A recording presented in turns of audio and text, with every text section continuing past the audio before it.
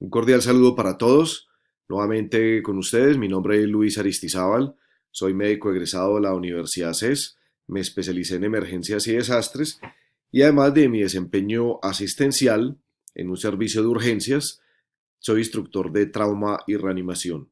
Quiero que revisemos en esta ocasión el tema de los bloqueos auriculoventriculares y veamos toda la parte de conducción eléctrica del corazón y los trastornos que se pueden dar en algunas situaciones. Acá tenemos nuevamente algo supremamente importante cuando vamos a entender el tema de electrocardiografía y es el sistema específico de conducción. Los impulsos en condiciones normales parten del nodo sinusal, que está marcado ahí con el número 1, por medio de unos haces o tractos internodales, anterior, medio y posterior.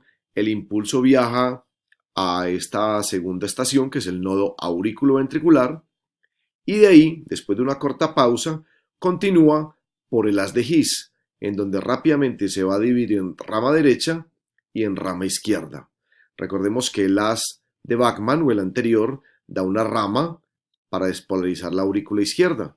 Y es así entonces como se transmite en condiciones normales el estímulo que se origina en el nodo sinusal y finalmente despolariza ambas aurículas y avanza hacia abajo para despolarizar ambos ventrículos y que estos se puedan contraer y así darse la sístole y la diástole cardíaca. Entonces tenemos acá mucho más esquematizado el sistema específico de conducción, en donde tenemos aquí arriba, en el techo de la aurícula derecha, el nodo sinusal, en el piso de la misma, el nodo auriculoventricular, y ya entonces, como veíamos ahora, sigue el haz de His con su rama derecha y su rama izquierda. Notemos, como habíamos ya visto en otra presentación, que entre más inferior sea el sitio donde se produzca el estímulo, más lento va a ser en promedio. Recordemos entonces que el nodo sinusal maneja una velocidad entre 60 y 100, para algunos 80, y en un promedio de 70 a 75. Pero si nos referimos al nodo auriculoventricular, este en condiciones normales maneja una velocidad entre 50, 55 más o menos en promedio, y si ya nos vamos para el plano ventricular, sería una velocidad promedio entre 30 y 40. No quiere decir que ahí no se den otros ritmos mucho más acelerados, como por ejemplo una taquicardia ventricular. Entonces miren acá que tenemos el nodo auriculoventricular, el haz de His, y rápidamente nos va a dar la rama derecha, que es única, no tiene fascículos, y la rama izquierda, que tiene un fascículo antero superior y tiene un fascículo postero inferior. Cuando esta rama izquierda se bloquea, nos da un bloqueo rama izquierda, que ya lo habíamos visto en otra presentación, y lo mismo pasaría con un bloqueo de rama derecha. Pero cuando se trata de los fascículos, tanto el anterior superior como el postero inferior, vamos a tener lo que se conocen como los hemibloqueos. Y ahí recordemos entonces que no se va a producir un ensanchamiento del QRS. Entremos entonces en materia y veamos las frecuencias lentas que se acompañan con los bloqueos auriculoventriculares. No sin antes mencionar la bradicardia sinusal. La bradicardia sinusal, lo único que nos tiene que tener presente es que solo vamos a tratar aquel paciente que está sintomático por la bradicardia, es decir, el que está mareado, con frialdad, náuseas, vómito, sudoración, inestabilidad. Ese sí requiere recibir tratamiento médico y generalmente la principal causa de bradicardia es la hipoxia, y si con oxígeno no mejora, vamos a colocarle un medicamento que sea cronotrópico positivo, en este caso la atropina. Si con atropina no mejorase, que sería demasiado raro, habría necesidad entonces de colocarle un marcapaso que puede ser transitorio o definitivo. Cuando hablamos de los bloqueos auriculoventriculares, vamos a mencionar entonces el de primer grado, el de segundo grado con todas sus subdivisiones y el de tercer grado también llamado bloqueo AB completo. Hablando del bloqueo auriculoventricular de primer grado, acá solamente, como nos muestran acá arriba, se produce un ensanchamiento o un alargamiento del intervalo P R, que recordemos que normalmente mide de 0.12 a 0.20 en pacientes adultos y de 0.08 a 0.16 segundos en pacientes pediátricos. Entonces aquí lo único que vamos a ver es un intervalo PR prolongado que mide más de 5 milímetros y que siempre se mantiene con la misma dimensión. Rara vez produce síntomas, si los produce los vamos a tratar. Acá tenemos un electrocardiograma de 12 derivadas tomado de un equipo multicanal en donde acá está D1, D2, D3, ABR, ABL, ABF, B1, B2 y B3, B4, B5 y B6. Y acá abajo nos están mostrando un dedo largo. Y miren que el PR está prolongado, pero siempre mide lo mismo. Las causas pueden ser el inicio de una disfunción sinusal, puede ser por efecto de medicamentos como los betabloqueadores, los calciantagonistas, la clonidina, los digitálicos, o como estamos viendo en este electrocardiograma, por un proceso isquémico en donde una elevación del ST en cara inferior nos está dando a entender que la coronaria derecha, que es la que irriga el mayor porcentaje el nodo sinusal y el nodo AB, está obstruida, está comprometida y por lo tanto es la responsable de esta alteración eléctrica.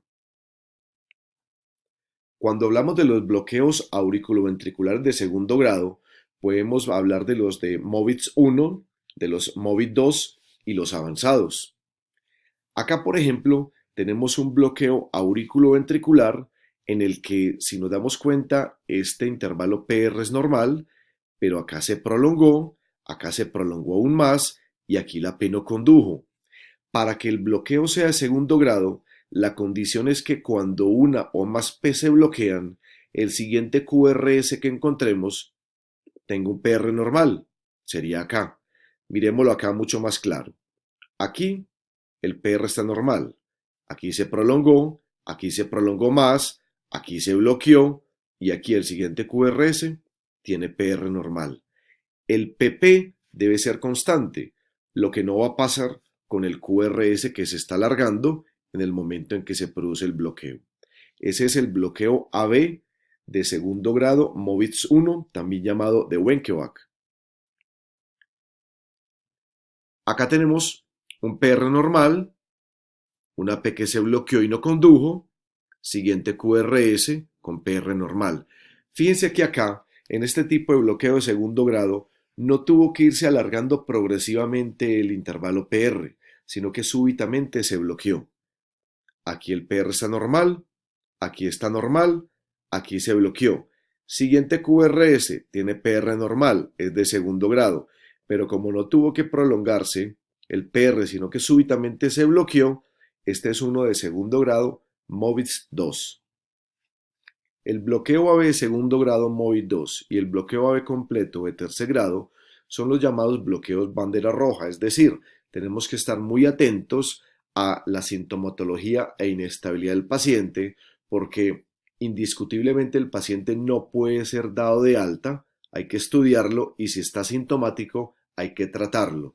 Y ya vamos a ver más adelante si se le puede colocar a este tipo de pacientes atropina o si de entrada se les va a colocar marcapaso.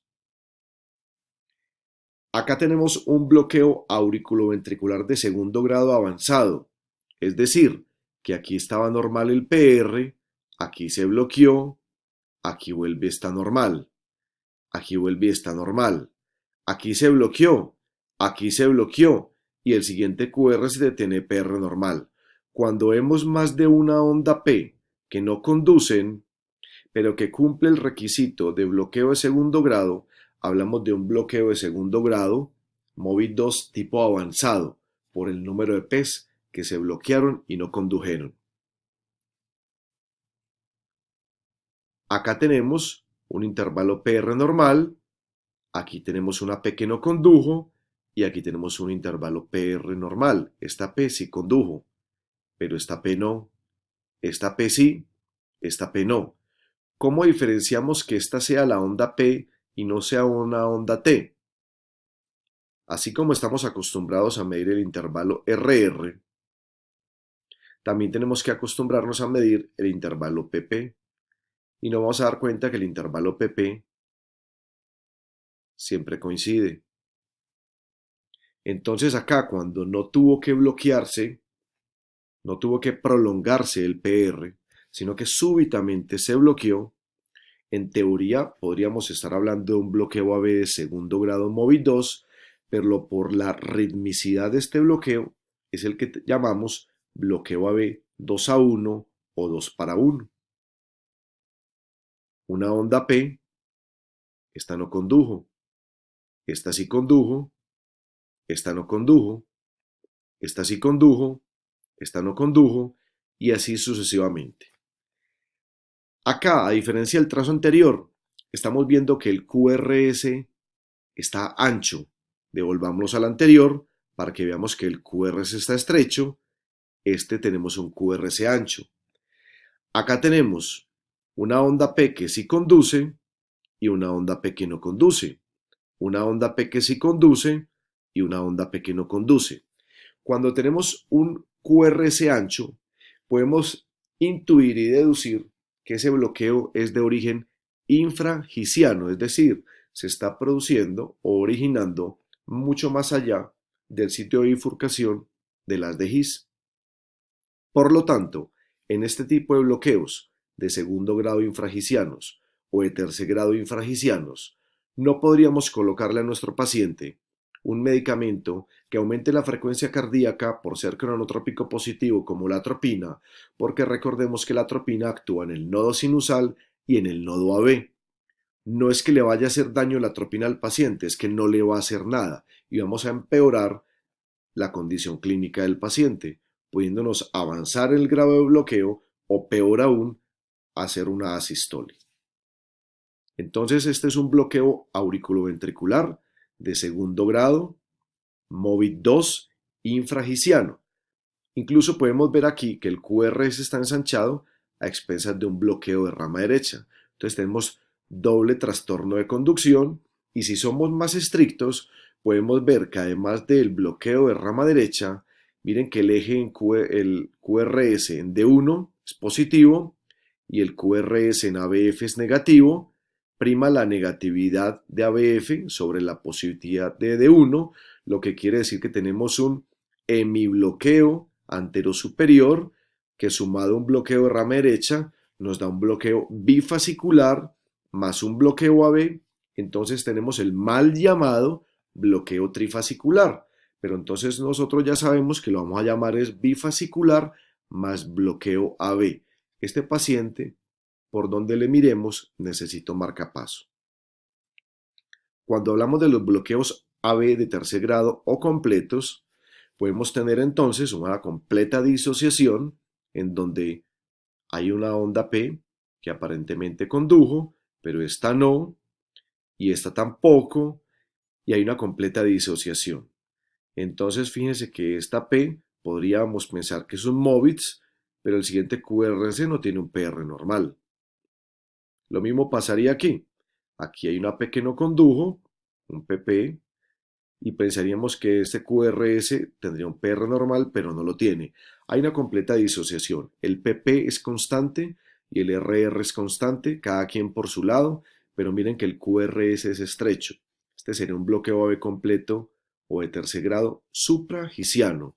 Le podríamos colocar atropina y darle chance que mejore. Si no, le colocaríamos entonces un marcapaso.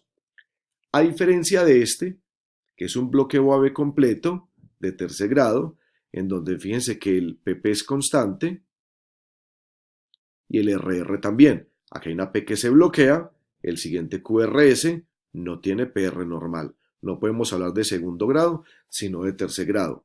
Y por las características del QRS que está ensanchado, hablaríamos de un bloqueo AB completo infragisiano. No le podemos colocar atropina, le debemos colocar entonces marcapaso. Espero que haya quedado clara la revisión de este tema y sepamos abordar eléctricamente a nuestros pacientes y manejarlos farmacológica o eléctricamente. No se olviden de seguirme en mis redes sociales, sobre todo en el canal de YouTube, Luis Aristizábal Anestesiar, donde podrán ver muchos videos más. Si te gustó, dale like y sígueme en mi canal de YouTube. Hasta pronto.